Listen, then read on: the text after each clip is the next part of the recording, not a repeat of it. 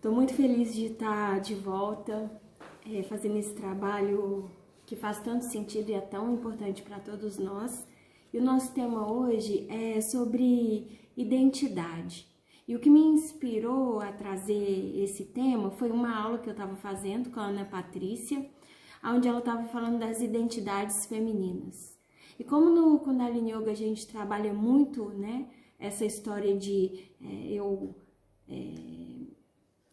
trazer a minha verdadeira identidade para a minha realidade, eu queria então compartilhar com vocês as percepções que eu tive sobre essa questão, a questão do feminino, do masculino, a questão da identidade e de alguma coisa que vai além disso. Então, para começar, a gente pode traçar, se vocês tiverem papel e caneta em mãos, vai ajudar bastante.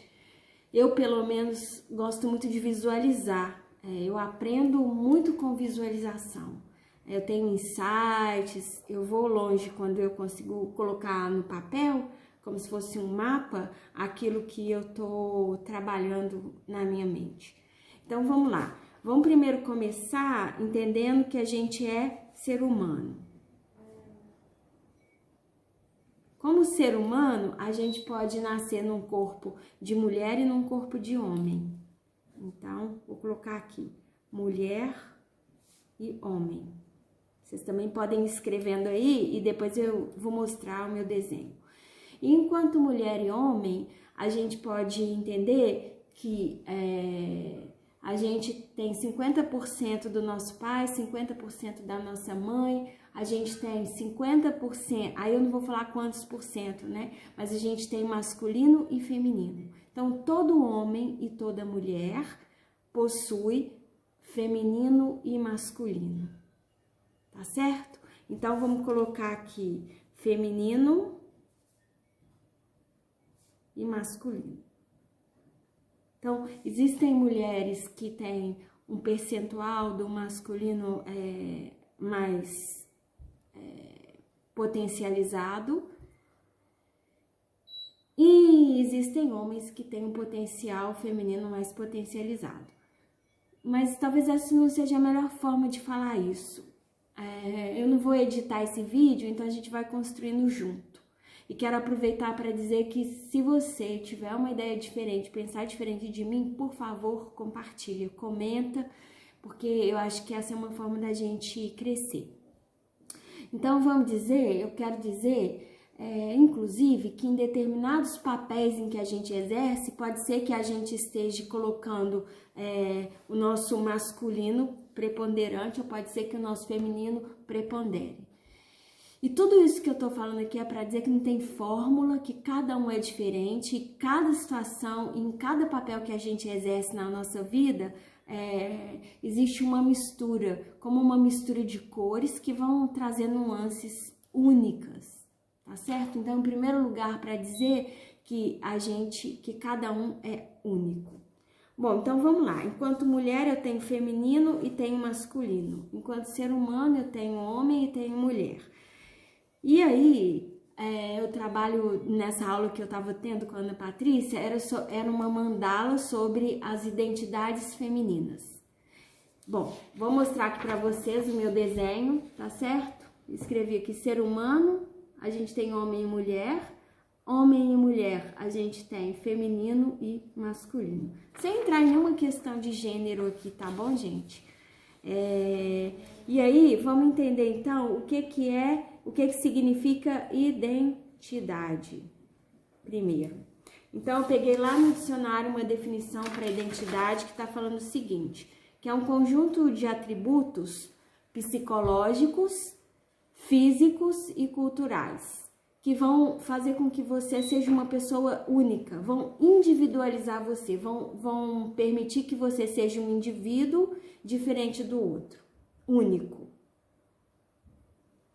Diferente até uma palavra traiçoeira, singular, porque a gente pode falar que nós somos iguais e ao mesmo tempo somos diferentes, então a gente é singular nesse sentido. E essa identidade, ela distingue a gente das outras pessoas. E aí, eu vou aproveitar para trazer aqui a definição de personalidade.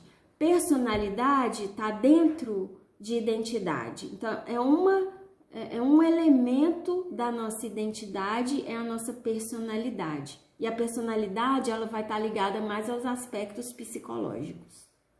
Ok.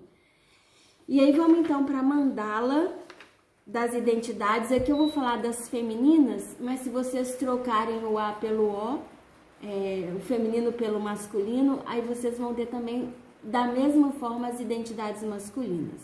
Mas vamos trazer aqui sobre o aspecto do feminino, porque esse é o trabalho que eu tenho feito com a Ana Patrícia. Então, vamos dividir a nossa folha em 4 partes e depois cada parte dessa a gente vai dividir em 2. Então, a gente vai ter aqui 8 partes. Eu acredito que podem existir mais, mas a gente vai trabalhar com essas 8 só para a gente entender o conceito.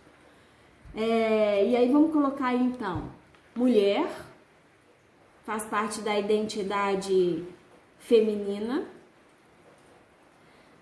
mãe, faz parte da identidade feminina, a sábia, que é o nosso lado espiritual, a cidadã, a filha, a esposa, companheira, a amante, e aqui a amante no sentido do aspecto da sexualidade, da sensibilidade, da sua capacidade de criar, de se relacionar com o outro e gerar vida, tá certo? Regeneração, cura, tudo isso está dentro aqui do aspecto da sexualidade, porque é ali que está a semente, né, da vida, tanto no homem quanto na mulher. A profissional, ok. Então, só para repetir, ver se a gente conseguiu colocar aí a mãe, mulher, profissional, a amante, que é a sexualidade, a esposa, a companheira, a filha, a cidadã e a sábia, que é o nosso aspecto espiritual. A gente pode ter um encontro para ir profundamente nesse aspecto da mandala e de cada uma dessas identidades. Mas o que eu quero dizer é o seguinte, que em cada momento da nossa vida, a gente vai estar com uma dessas identidades potencializada. Então, pode ser que quando você acabou de ter um filho, a mãe esteja preponderante, em detrimento de muitas outras aqui, como, por exemplo, da profissional. Às vezes, a mãe briga, tem um conflito com a identidade profissional. A identidade de mãe tem um conflito com a identidade do profissional. Algumas vezes, a identidade da mulher, a esposa, a companheira, está em conflito com a identidade da mãe. Às vezes a filha entra no lugar da mãe. Então, você sabe aquela história da filha que virou a mãe da mãe? Também é um exemplo. Então, existem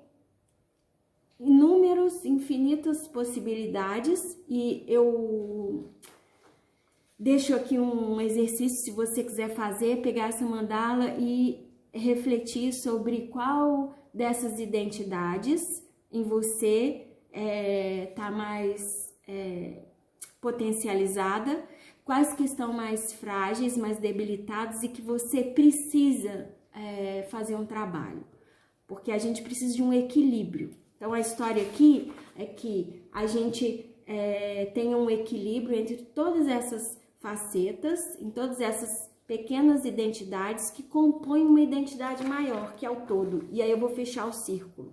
Aí aqui a gente tem um indivíduo, né? Quando eu faço esse círculo aqui, fechei, a gente tem aqui o indivíduo.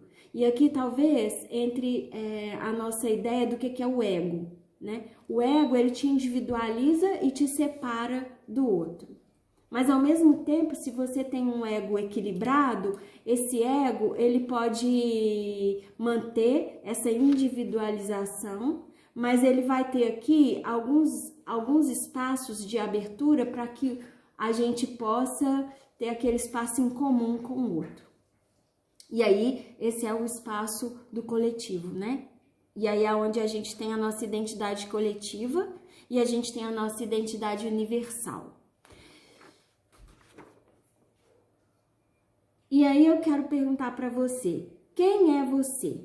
Você é a mãe? Pode ser que você responda, eu sou mãe, né? Por exemplo, vamos brincar aqui que a gente está criando um perfil pro Instagram. E aí você vai escrever lá, quem é você?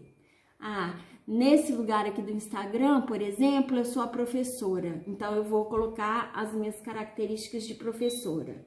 Ah, nesse lugar aqui, por exemplo, quando eu vou votar, é a cidadã que vai estar me guiando. E por aí vai.